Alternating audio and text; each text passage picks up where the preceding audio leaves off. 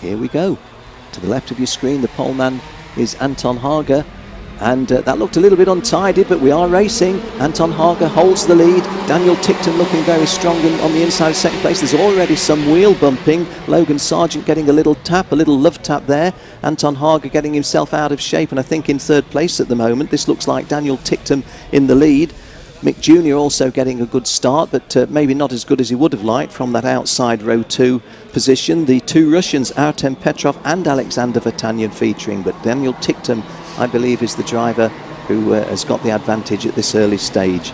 Daniel Tickton and Logan Sargent going particularly good in these early stages. Also Anton Hager not at all detached, so although it wasn't the best start that the pole position man would have wanted to make, it's by no means anything like a disaster. Again, that tangerine coloured race suit, easy to pick out, isn't it? Daniel Tickton driving the Zanardi Perilla in kart number 201 for the Zanardi Straka racing team, and blue and white, the essential livery, the dominant livery that we see there. Quick shot of Mick Jr. in those official Tony Kart Racing team's colours. Daniel Tickton's margin over Anton Petrov, well, it was a little bit more than I thought, 0.365 of a second, so 0.365 is a fairly healthy start, no question about it. Petrov getting himself a little bit closer to Tickton, but pole sitter Anton Hager also getting a little bit closer to him, and the net result of that is that those front three are just pulling away a little bit from those following. Behind those is Juan Manuel Correa of United States. He's not in shot at the moment. Well, he is now at the top left of your screen. But these three, Daniel Tickton feeling the heat from Artem Petrov.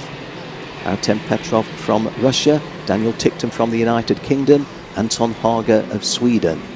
And these three clear, as I say, of Juan Correa. Little tiny mistake there by Anton Hager. Has just lost a few inches, but he's quickly put that right and gone second. Well, almost out of nothing, Anton Hager goes second, so I'm going to revise my thinking. It wasn't a little bit of a mistake. He just wound himself up to make that move, and then on the slingshot had driven himself through absolutely beautifully. You would have to say that Artem Petrov of Russia didn't really do anything wrong at all, but on the tiniest of gaps, Anton Hager has driven through it, and whilst the poleman in the final has missed the start marginally, he's now got Daniel Tickton just half a length in front of him, and we're only on the third lap of a 15-lap race. In the early stages, Uli Stepau, who I told you at the start of the race had suffered a 10-second penalty, he's obviously got his bristles up, hasn't he, and has already set the fastest lap, and that will be on the attempt to charge through from 18th place on row 9, or 17th place on row 9, and there goes Anton Hager into the lead. Anton Hager, for all of the disappointment of that, a little bit out of shape there, wasn't he, but it doesn't matter because Daniel Tickton has been passed. He's trying to fight back the British driver, but Hager moves out onto the apex of that particular turn to make sure that the door was completely shut. The net result of those passing moves, however, is that the top three that had broken strongly away have in fact now bunched. And I think you saw there, Daniel Tickton, was it, one of the drivers looking back saying to the others, look guys, let's work together, let's make sure that he doesn't get away. And as a result of that, we've got Lesens has gone fourth to third. Benjamin Lesens in that blue and white race suit has gone past the Russian into third place. I think I may have said as a result of that, well, part and parcel, if you will. So our screen at the bottom now needs to be updated. Benjamin Lesens of Belgium is now third. Artem Petrov of Russia is now fourth. But it's Anton Hager. Ooh, and the Russian is easing through. The driver who's being passed is a back marker. He's not one of the front runners. But Artem Petrov, I think, the gesture there by Anton Hager, I think he was saying, hey, be careful, don't you go giving me any love taps. Don't really appreciate it. But in the final analysis, we're here to see some good racing, and Daniel Tickton putting real pressure on the Swede, Anton Hager. Nice piece of passing, no question about it. That Daniel Tickton says, hey, that was a nice piece of passing maybe, but we've got 7/8 of the race left, and I'm going to win this one. Artem Petrov can just sit back at the moment and say, well, let me have a look at what you two guys are doing, because if you show me any kind of weakness, I'm absolutely on hand to punish it. And as you see, very different lines taken there, and Anton Hager getting a little bit of a tap, and well, was that a not very judicious move by him. Mick Jr. is the guy who's really reaped the benefit there. I don't want to take anything away from Mick Jr., but he was racing happily in 4th position, and then things happened in front of him. Oh, and I interrupt myself to say somebody else with something to prove. In 18th place at the moment, having started in 30th place, Devlin De Francesco, the championship leader, the pole sitter for the pre-final, has set the fastest lap of the race. But quite a little bit of incident in this one, isn't there? Daniel Ticktum, having, as a result of those additional pieces of passing, has really gained an advantage to kick away from the rest of the guys.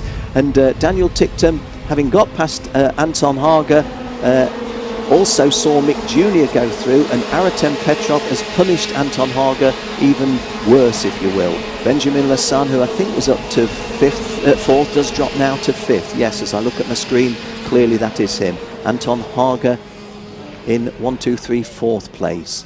Well, Daniel Ticktum being chased a little bit. I always feel uncomfortable looking away from the screen, and there's a driving standards flag going to Petrov. And Artem Petrov, kart number 239, running in 3rd place, has picked up soccer's equivalent of a yellow card, or karting's equivalent of a soccer yellow card. So he's got to be careful, because we're at about the 1/4 race distance. There's plenty of racing still to come. Mustn't get himself in too much difficulty from here on. I just quickly look away at the screen. Logan Sargent, who started on the front row, is not in the top 10, gone through in 11th place. David Beckman going through in 12th place, Devlin De Francesco 17th, and 1 or 2 other slight disappointments, but we'll stay with the positive side of things at the moment and say, hey, we've got a heck of a good race here, because this is Daniel Ticktum being pursued by Mick Jr. Daniel Ticktum from the United Kingdom, Mick Jr. from Germany, and Daniel Ticktum's margin was 0.08, and Hager has gone back to 3rd. Hager, I do believe, yes he has. Hager has gone back to 3rd.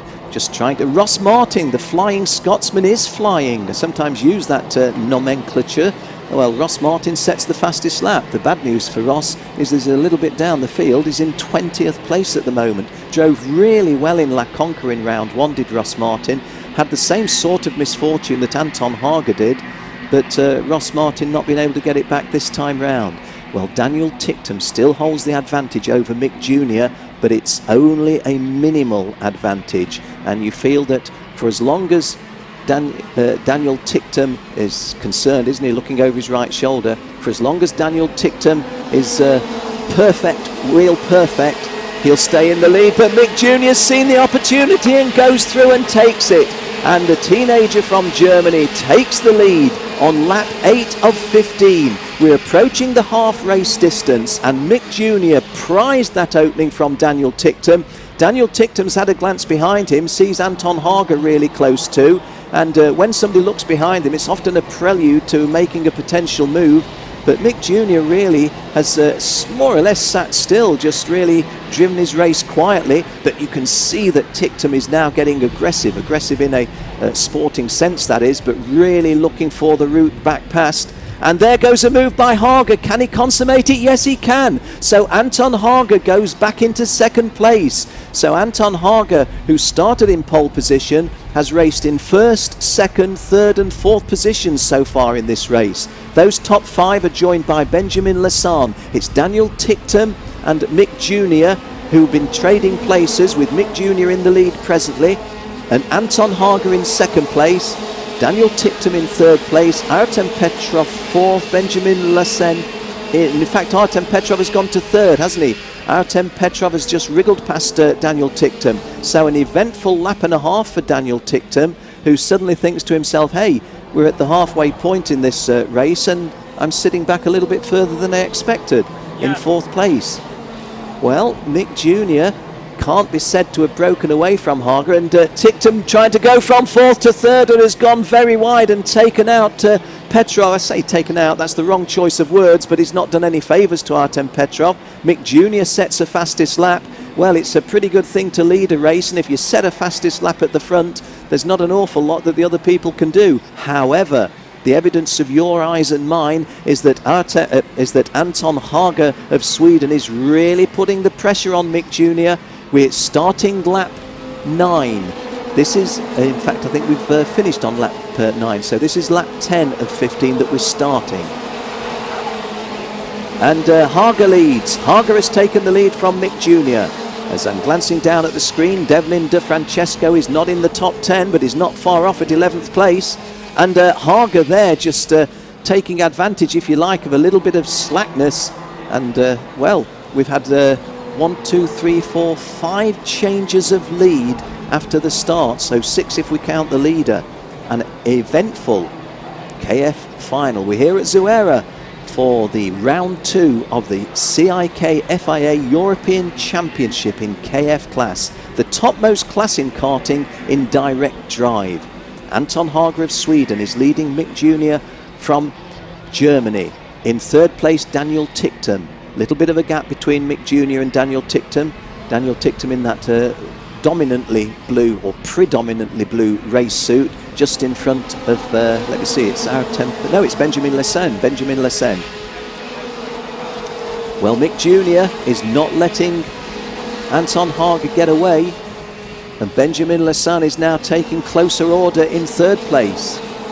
So Benjamin Lessen and Daniel Ticktum, who traded places 3rd and 4th in those blue liveried carts, joining the fray at the front, because not so long ago the front 2 looked as if they could have kicked away a little bit. Tiny little bit of a different line taken by Mick Jr.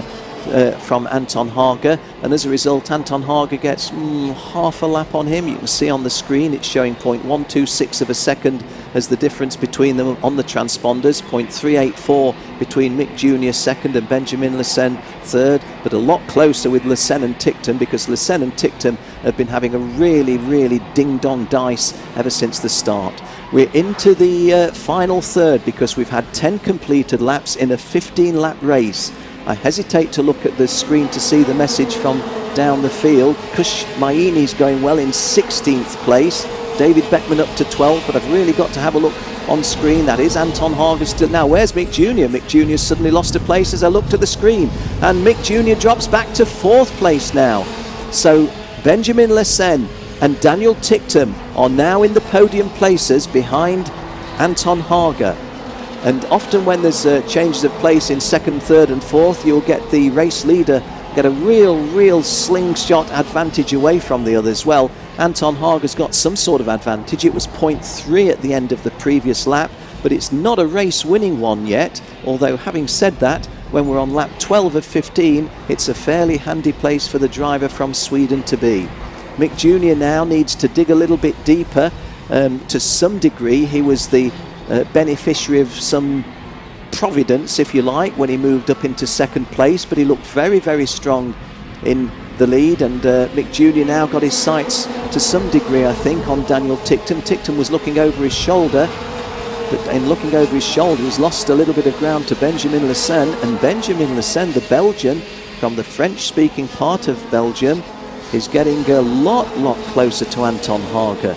The margin was 0.313 of a second when they last went through. Mick Jr. losing a place that I think he'd gained. Mick Jr.